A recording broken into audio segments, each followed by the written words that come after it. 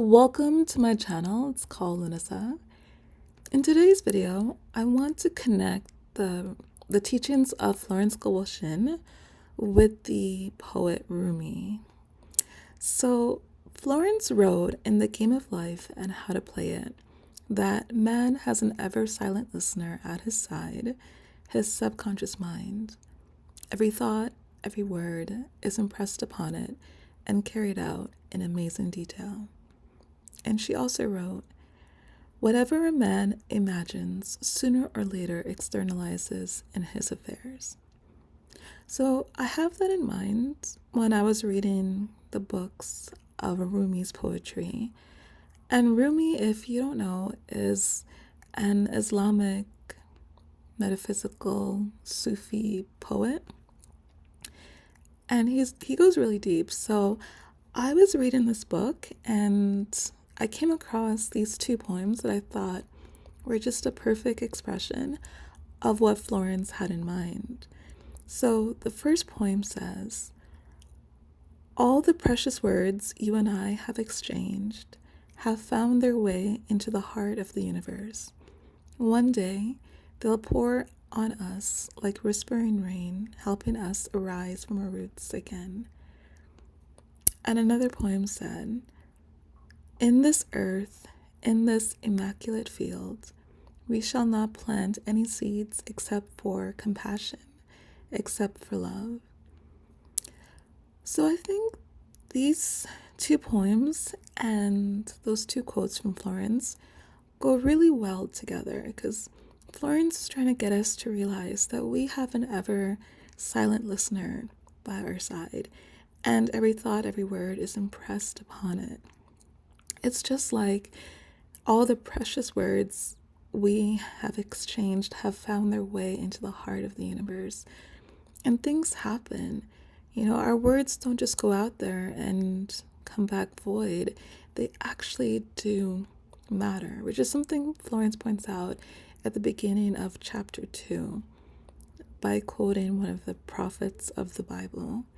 So I think we have to really realize that our words are dynamic, our words are active, our words do things, our words are heard, and sooner or later they are externalized in our affairs. So in this earth, in this immaculate field, we shall not plant any seeds except for compassion, except for love, because the seed is immensely fertile and whatever we plant will grow.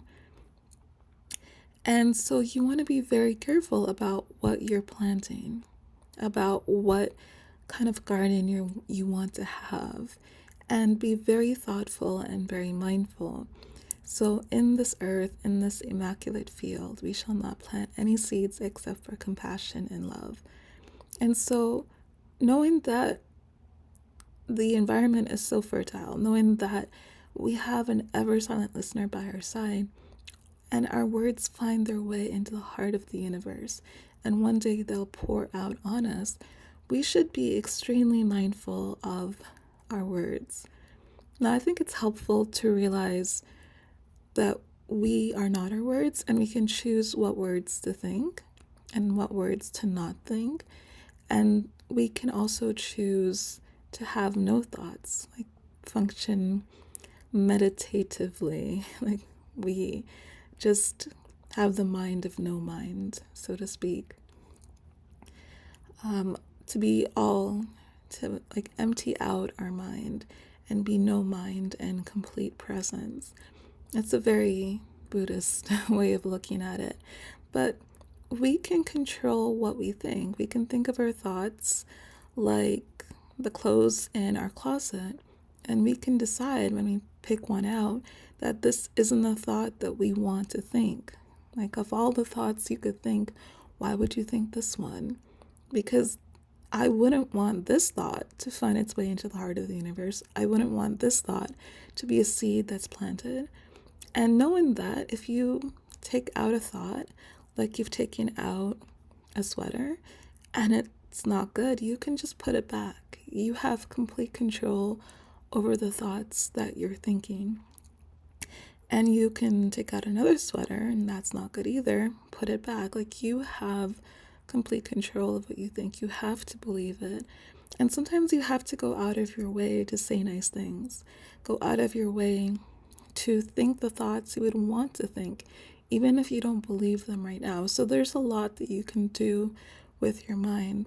But it's just very important to realize that our words are precious and they find their way into the heart of the universe.